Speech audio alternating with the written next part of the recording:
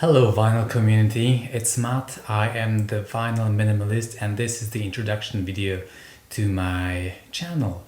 I hope you're asking yourselves what or who is a vinyl minimalist. I hope this might be the reason why you're on the channel. So basically I've been collecting records for some time now. It's been some 12 years with a break of about 5 years in between, so all in all maybe 7 years. And in the beginning my collection was not very good.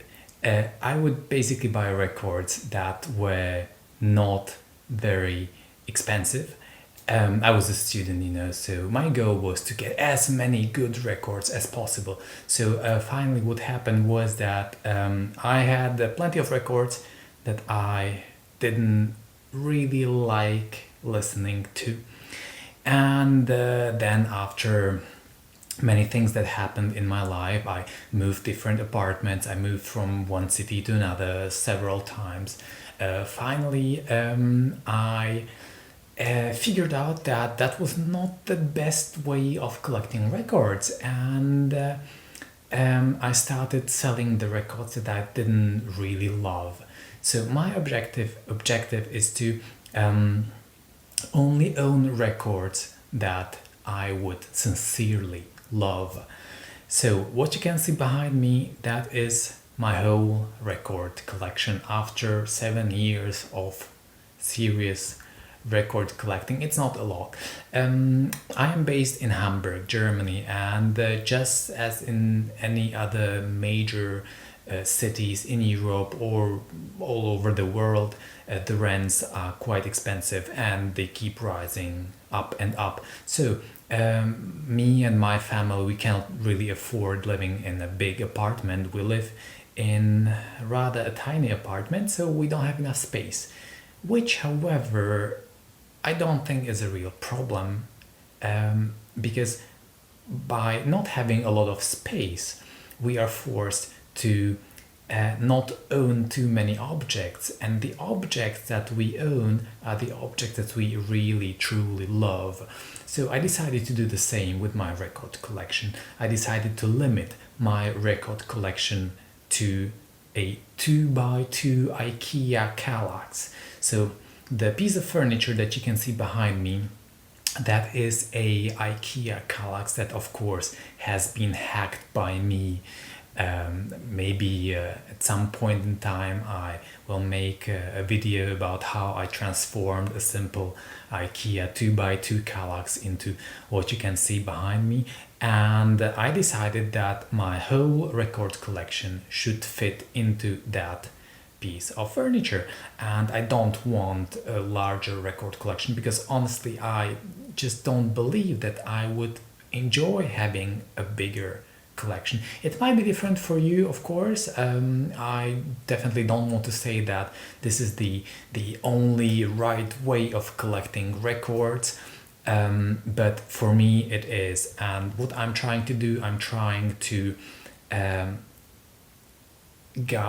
I'm trying to create the best, the most amazing record collection to fit a 2x2 IKEA Kallax.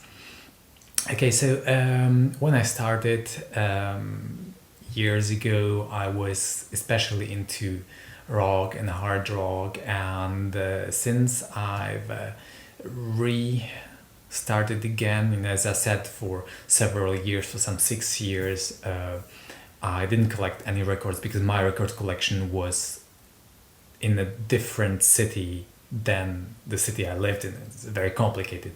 Maybe one day I'll talk about that. But basically I just didn't have the record collection, and I didn't really miss it, which shows that it's not the most important thing in our lives, obviously. It's one of the nice things that make the life nicer, but it's not that important. So after I found my old collection, after these 5 or 6 years of not having access to the collection, I was quite struck about the bad quality of the collection, so I decided to get rid of all the prog rock that I never listened to and only keep the good the rock records that I actually still keep listening to. And then I got into jazz. You can see a little neon blue note behind me. A few years ago, I just finally discovered Blue Note, which is quite amazing. I don't know how it is possible that I didn't discover Blue Note earlier, but yeah, that's how it is. So I discovered Blue Note, and that was a huge rabbit hole that I just fell into. And right now, I'm trying to get more 1960s, late 50s to early 70s jazz records, not only Blue Notes, but yeah, jazz records. I've gotten really into jazz. Right now, it's mostly jazz that I listen to, and little by little, I'm getting rid of all the rock albums. Yeah, for me, this size of record collection is quite ideal because I do not listen to my records all day long. I usually listen to 2 or maybe 3 records in a day, not more. There are some days that I just do not listen to any records at all. And finally, well, how many records do you need? If you have 365 records, and if you listen to one record just once, well, what to say, every day, if you listen every day to just one record, then you will have listened to every record just once in the space of a year. Yeah, so I really don't think you need so many of them. Okay, so this is my collection. I hope that I might maybe inspire some people to improve the quality of their collection and not only the quantity. So that would be really great. Now, I don't want to make this introduction video very long one because I don't believe in long introduction videos. I will make further videos later where I will get into details of how I started collecting and all that stuff. But I want to show you some records because this channel is about records. So I just don't want to talk without records. So I just picked out 5 records that mean a lot to me and that kind of changed the way I listen to music, or changed the way, or had a big impact on my collection. So the first one, hope you can see it well. So the first one is, well, I don't have the sleeve on the record, which shows you the way I used to collect records back in the days. So it's Led Zeppelin 1. And I got it for very little money, probably €1 or €2, definitely not more than €3. And the reason why I got it for such a little money, of course, it doesn't have a cover, and I didn't care. When I started collecting records, I just didn't care. And funnily enough, with this one, I still do not care. At some point in time, I was really into Led Zeppelin and I wanted to have all the Zeppelin albums and all that stuff. I don't listen to Led Zeppelin that much, so I got rid of all the other Zeppelin records that I had, and this is the only one that I kept, and I still keep listening to it from time to time. This is my favorite Zeppelin album. And yeah, since I'm not that much into Led Zeppelin anymore, I just don't mind being it in generic cover, which is kind of a shame, but I don't mind. So that was a bad start, wasn't it? Generic cover, horrible. This one is a bit better. That's Pink Floyd, Wish You Were Here. Now this is probably my most favorite album of all times. I started listening to this album when I was 13, and when finally I was able to find this one at a flea market for €2, I was very happy. It really made my day. And this is an album that I got quite early during my collecting, and I guess it will stay with me for a very long time. My favorite album, probably. This is, by the way, a Swedish copy, and it's just very recently that I figured out that was a Swedish copy. But yeah, I'm happy with it. The next one is Harvest by Neil Young. This is quite a well-known and quite an amazing album, but when I got it, I didn't know what it was. I guess I got it a very long time ago, probably at a flea market, and I knew the name Neil Young. I didn't know who he was. I probably must have liked the cover, the artworks, because I still like it a lot until today.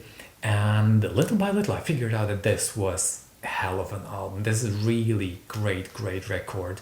And this is one thing that I really like a lot about collecting records, is that you get to know great music that you would have not known otherwise. So obviously Neil Young, that's quite obvious. Sooner or later, I would probably get to know this album anyways, but I got to know it just by a chance, finding this one for cheap money, and I love it, and this is definitely a keeper. Okay, The Shape of Jazz to Come by Ornette Coleman is probably my favorite jazz album, and it's the first jazz album that I actually listened to on a regular basis. I was 17 at that time, and a friend of mine, she was really into jazz. She was kind of this intellectual girl, at the age of 17, and she knew Miles Davis, and yeah, very cool, of course, when you're 17. And yeah, so she gave me this one to listen to, because I had asked her to lend me some good jazz albums, because I didn't know anything about jazz. She gave me this one among other stuff, and I found this really strange at the beginning, and then little by little I get just really amazed, and until today this is my favorite jazz album of all times. So I got this one not a very long time ago, because when I started collecting, I was not willing to spend a lot of money on records, and this one, well, you have to spend at least. I got this one for 15 euros, and I think this was a really great price, because this is a 1970s US pressing, not a great, wonderful pressing. It's not from the 1960s, or of course not from the 1950s. This one's from 1959 originally. Just a normal standard 70s pressing. So I guess 15 euros, it's a good price for this album. But at that time, when I started collecting, I was not willing to pay more than maybe 7 euros for an album. So I'm different now, and I really want to have the great albums, and for some of them you just have to pay money. And of course, 15 euros is not that much. Yeah, I'm very happy to have this one. Okay, and the last one that I will show you, this one kind of represents my recent wave of record collecting. When I finally, after so many years of listening to music, discovered the classic Blue Note albums. This was, I guess this was the first one. This was the one that made me discover Blue Note albums. And what I really love about it is basically everything I love about the classical Blue Note albums. Of course, it's the music. This is late 1950s, if I'm not mistaken. It must be, because it's 1500. I don't know, frankly, but probably late 1950s. Hard bop. Sonny Clark, who unfortunately died way too young, with some really great ensemble. Art Farmer, Jackie McLean, Paul Chambers, Philly Joe Jones. Names that I absolutely didn't know at that time, but names that are actually quite well known. in the jazz world. And well, the music is fantastic, but also the cover art is amazing. The photograph is amazing. The typography is fantastic, and I really like a nice design. I like a nice graphic design, so I completely fell in love with Reed Miles, who was the designer of the classic albums of Blue Note. I basically am willing to collect some of these albums because of the design only, because I just find the design so amazing. Yeah, so this album started my Blue Note and jazz period, and one of the results of having or finding this album is the little blue note that is behind me. Okay, so that was the introduction to the Vinyl Minimalist channel. I hope we'll see each other many more times, and as I said earlier, my slightly different approach, I hope it might inspire some of the collectors to kind of spend more time with the albums that they have and enjoy the albums that they have more and get deeper into the music that they love. I think that's a great thing to do. Okay, so see you next time. Bye bye.